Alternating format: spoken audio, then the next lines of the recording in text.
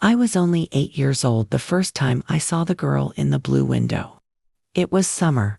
Back then, the sun seemed more golden, time felt slower, and mysteries more magical. I used to spend my afternoons sitting on the sidewalk in front of my grandma's house, playing with pebbles or drawing shapes in the dirt with sticks. And one of those days, I lifted my eyes and saw her. She stood there, perfectly still, watching me from the window next door. The window was unlike any other. Its wooden frame was painted in a fading sky blue, chipped with time, and its thin curtains swayed softly in the breeze. But what truly struck me was her face, so quiet, so present, as if she were waiting for something or someone. She looked about my age, maybe a little younger. Her hair was tied back in a simple ponytail, and she always wore the same pale blue dress. She never left the house, ever. I walked by that spot every day, and she was always there. In the morning, in the afternoon, sometimes even at night, her face faint in the dim light behind the glass. At first, I thought it was just coincidence. Then, I started waving. It took her a full week to respond, but on the 8th day, she slowly raised her hand and waved back. That's when it began.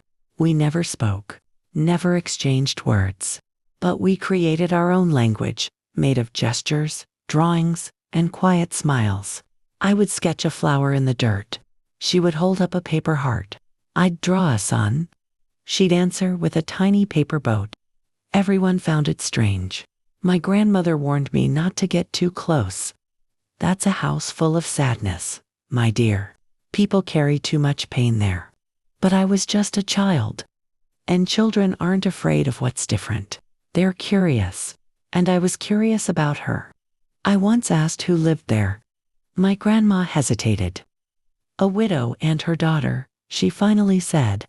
But no one's seen the girl since she was born. They say she's sick. Or special. Special. That word echoed in my head for days. I started going there on purpose. Same time, same spot. Just to see her. And she was always there. Sometimes we stared at each other for minutes, doing nothing, just being. It felt like our silences spoke louder than any conversation. But one day, everything changed. It was a cloudy afternoon. The air was thick with the smell of rain. I sat down like always, waiting. But the window was empty. The curtains were drawn, and the soft blue frame looked darker, older, like it had aged overnight. I waited until the sky grew dark and my grandma called me back inside. The next day, I came early. Still nothing. The 3rd day, still empty. The window had gone quiet, and it stayed that way for weeks, until one morning, a moving truck pulled up in front of the house. Strange men carried out furniture, boxes, picture frames. And then, I saw something that shook me. The blue window frame being pulled from the wall. As if they wanted to erase everything that had once been there. I asked my grandma what was happening. She sighed. They moved out. The mother, she couldn't live there anymore. And the girl, I asked, my voice trembling. No one knows, sweetheart. No one ever really knew what was going on in that house. That was the day I learned. Sometimes, the world hides secrets that even time can't explain. But me, I never forgot that window. I never forgot that face. I never forgot the girl who smiled at me in silence. And now, after all these years, back on this street, I found out the truth. And it broke me. Time moved on, but my heart stayed there, in front of that blue window. I grew up, left my grandma's house, started high school, fell in love, failed, tried again. And through it all, that memory of the silent girl stayed with me like a soft whisper. I could never quite forget. She had become a part of me. Not in a romantic way, no. It was something deeper. A connection that didn't need words. As if we had made a pact in childhood, and even the years couldn't break it. Occasionally, I'd dream of her. Always behind the window. Always watching. Always silent. Sometimes she was smiling. Other times, crying, And sometimes, in the worst dreams, she wasn't there at all. Just the empty frame. With the curtains billowing and a cold wind blowing through the silence, I tried to forget. I really did. But forgetting someone who once looked at you like you were the only person in the world, it's not easy. Especially when no one ever told you what really happened. Especially when the truth was stolen. One day, many years later, I returned to that neighborhood. My grandmother had passed, and I was sorting out the sale of her house. Walking those streets felt like opening an old book where every corner held a memory. But I hesitated when I reached the house next door. The window, it was gone. In its place was a brick wall, freshly painted beige, as if they had tried to erase the memory entirely. I stared at it for a long time. My heart thudded in my chest. I didn't know what I was expecting. That maybe, just maybe, I'd see her again. A grown version of the same girl, or a trace of her in the air. I almost walked away. But then I saw something strange. On the edge of the fence, almost hidden behind ivy, there was a piece of wood. Faded blue, cracked. I stepped closer. It was a piece of the old window frame. Still there, after all those years. Forgotten, or left behind on purpose. I touched it gently, and a chill ran through me. That's when I made a decision I hadn't even realized I'd been waiting to make. I had to know the truth. So I started asking around. Neighbors, old shopkeepers, anyone who might have known anything. Most had moved away. Some were too old to remember. But then I found her, Mrs. Helena. She had lived across the street her whole life. She looked at me long and hard before finally speaking. You were the little girl who used to sit on the sidewalk, weren't you? I nodded. My voice cracked. And she, the girl in the window, what happened to her? Mrs. Helena hesitated, looked down. Then she said something I'll never forget. She wasn't supposed to be seen. That sentence hit me like ice. What do you mean? I whispered. The mother. She kept the girl inside. Always. No one really knew why. Some said she had a condition. Others, that she had done something terrible as a baby.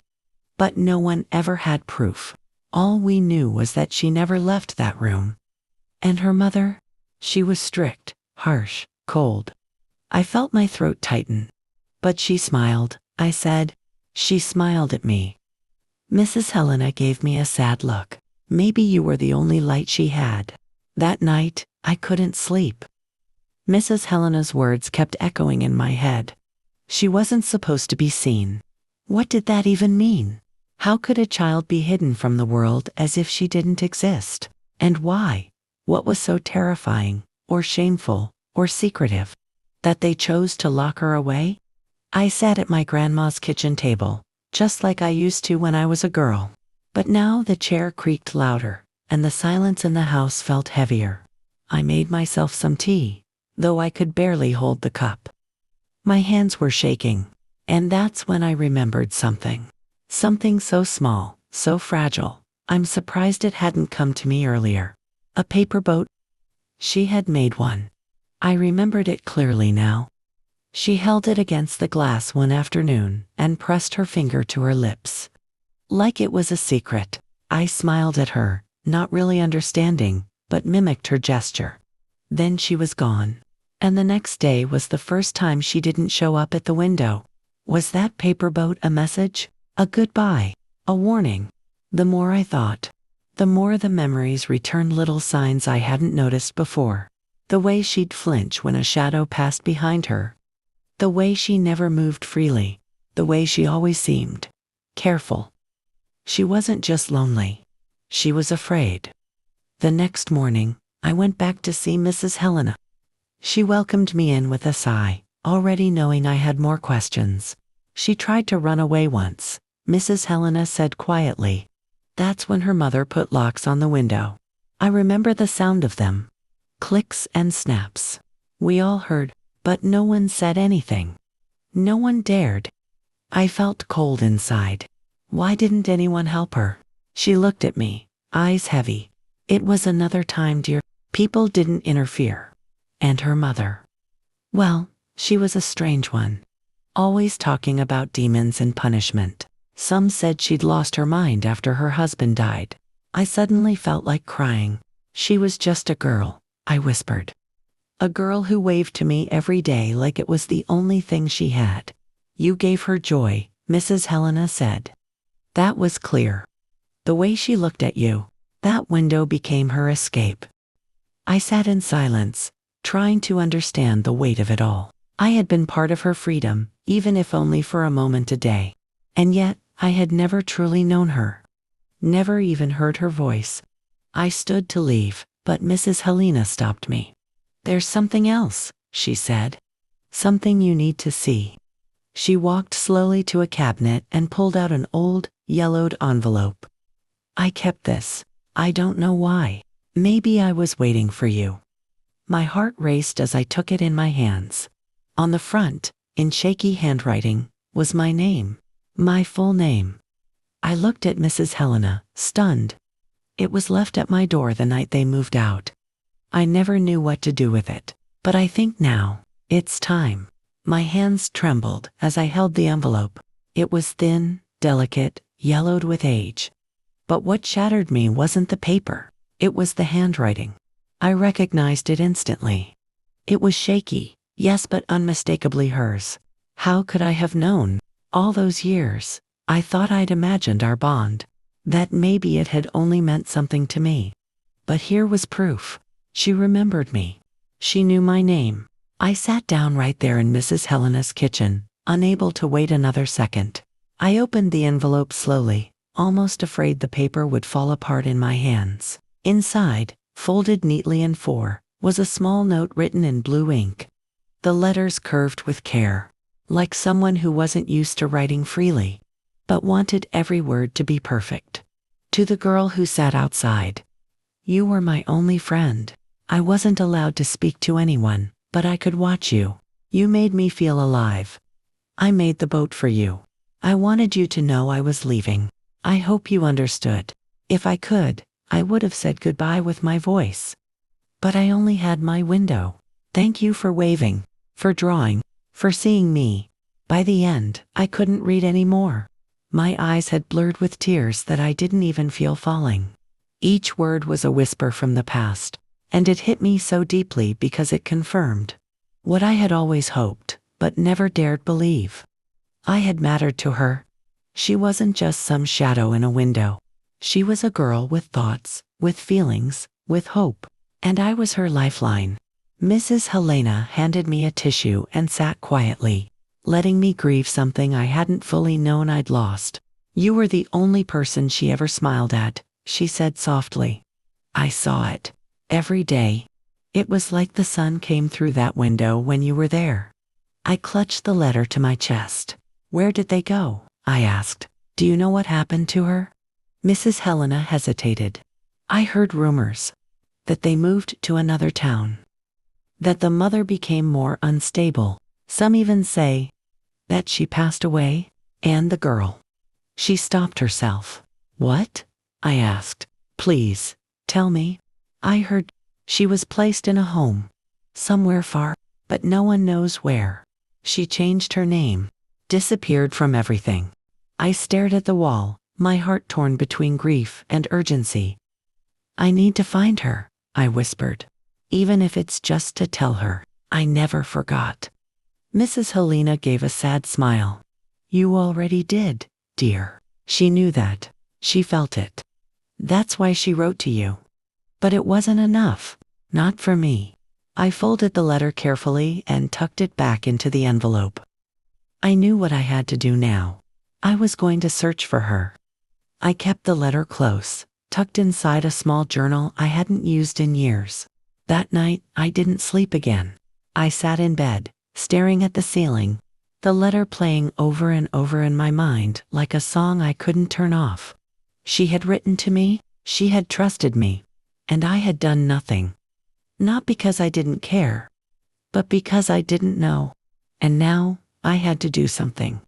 I didn't know what I'd find, but I couldn't live the rest of my life wondering if she was still out there, wondering if she still remembered the little girl on the sidewalk, whowavedeveryday.com. The next morning, I started with the basics. I searched for public records, called the local registry, tried to find any documents connected to the old address. But there was almost nothing. The mother had moved out under a different last name, probably to avoid attention. The girl, if placed in a home, would have been protected under privacy laws. Everything felt like a dead end. Still, I didn't stop. I posted online in old neighborhood groups, community boards, even on forums for missing persons. I shared only what I had to. Never her name because I didn't know it. To me, she was just the girl in the blue window. But I hoped someone, somewhere, might remember her. Days passed. Then weeks. I got a few messages, people sharing vague memories or guessing at names. But nothing solid. Until one night, a message came through. It was from a woman named Clara. She said she used to work at a private home for girls with trauma and special needs. And there was one girl, in particular, who never spoke, but always sat by the window. I felt my heart catch in my throat. Clara explained that the girl had arrived with no papers, no history, just a handmade paper boat clutched in her hands. They never learned her real name. She wouldn't speak, wouldn't eat for days. But she would draw. And one of the drawings, Clara remembered, was of a girl sitting on a sidewalk, waving. Tears streamed down my face. "Do you know where she is now?" I wrote. Clara replied that she had left the home years ago. Apparently, one day, she just disappeared. No one knew where she went. But she left something behind, Clara added. A box. It's still here. We never opened it. I think maybe it's yours. A box. What could she have left? For me? Clara gave me the address of the old home, a few towns away. I told her I'd be there the next morning. That night, I packed a bag, put the letter in my coat pocket, and stood by the window, looking out at the stars, just like she used to do. I didn't know what I'd find, but I was going because she had waited for me once, and now it was my turn to find her. I arrived just after sunrise. The building looked tired, peeling paint on the porch rails, ivy climbing the old brick walls, but there was a strange warmth to it, as if, despite everything, this place had once offered safety. Clara was waiting for me at the front door. She looked older than I had imagined. Her gray-streaked hair tied back neatly, kindness in her eyes. "You came," she said softly. "Of course," I replied. "I had to." She led me through quiet halls that smelled faintly of soap and old wood. Pictures of girls smiling, painting, reading hung on the walls. Frozen memories of laughter and recovery. And then, finally, she stopped in front of a door. Room 12. This was hers, Clara said. I didn't move. Just stood there for a moment, hand trembling near the handle. When I stepped inside, I was hit by a wave of silence. The room was simple: bed, desk, a small window, the same kind of window. But the glass was different. It wasn't blue. Clara pointed to a cabinet in the corner. "It's in there. We never opened it." I walked slowly to it and opened the doors. Inside, on the bottom shelf, sat a small wooden box, old but intact. There was a name carved faintly on the top, though it had been scratched out and rewritten several times. It simply read, "To her." I sat down on the bed and opened the lid. Inside were drawings, dozens of them, all made in pencil, some colored with bits of crayon. They were childlike, but full of emotion. I picked them up one by one.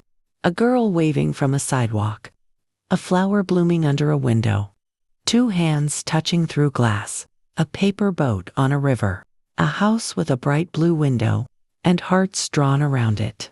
My hands shook. Then I found something else, something folded tightly, like it had been hidden. A second letter. "I don't know if you'll ever read this, but if you do, I want you to know. I made it out. I found my way. I'm learning how to speak, how to breathe. but there isn't a day I don't think of you. You gave me hope when no one else saw me. You made me feel real. Thank you. If one day we meet again, I'll say it out loud. I promise. I pressed the letter to my heart. She was alive. Somewhere out there, she was breathing, living, healing. I didn't know where, I didn't know who she'd become. But I knew something deeper than any name or address. She had carried me with her, just like I had carried her. And in that moment, I realized something. Even if I never found her again, she had already found her voice. And I had found my peace. I stayed in that room for a long time. Hours, maybe. I read every letter, every line. I traced the drawings with my fingers as if I could feel her. Through them, her childhood, her silence, her bravery, her longing. And I cried. I cried not only for her pain, but for the beauty she managed to carry through it. She had found light inside of a dark place, and somehow, she had kept that light alive. Clara came in quietly, later, holding something in her hand. I almost forgot, she said. There's one last thing. It was a Polaroid. A single photo. Faded and slightly blurred. A young girl, standing by a window, smiling. Not the window from before, not the blue one. This one was wide open, with sunlight pouring in. She had short hair, a new haircut maybe, and she wore a red sweater. And for the first time, she looked free. She let us take this on her last day here, Clara said. She never wanted her picture taken before, but this one. She said she wanted to remember that she wasn't afraid anymore. I took the photo in my hands and whispered, "Thank you." I didn't find her name. I didn't need to. She would always be the girl in the blue window to me. And I would always be the little girl who waved. And somehow, that was enough. Sometimes, we don't need to have all the answers to bring healing. Sometimes, it's the smallest gestures that echo for a lifetime. A wave, a drawing, a shared silence through glass. Before I left, I asked Clara if I could keep the box. She nodded with a smile and hugged me gently. Wherever she is, she said, I think she'd want you to have it. And so I brought it home. I placed it on my bookshelf, next to my grandmother's old teacups. Every now and then, I open it and look at the drawings again. And in my heart, I hear her voice, not the sound, but the feeling. The certainty that she survived, that she grew, that she found joy. And maybe, just maybe, she still remembers me, too. If this story moved you, don't forget to like the video and subscribe to the channel. Here, we share stories that touch the heart, heal the soul, and remind us of the invisible bonds that shape our lives. Your support helps us keep telling these stories. Thank you for watching. And until the next one, stay close to the windows that show you love.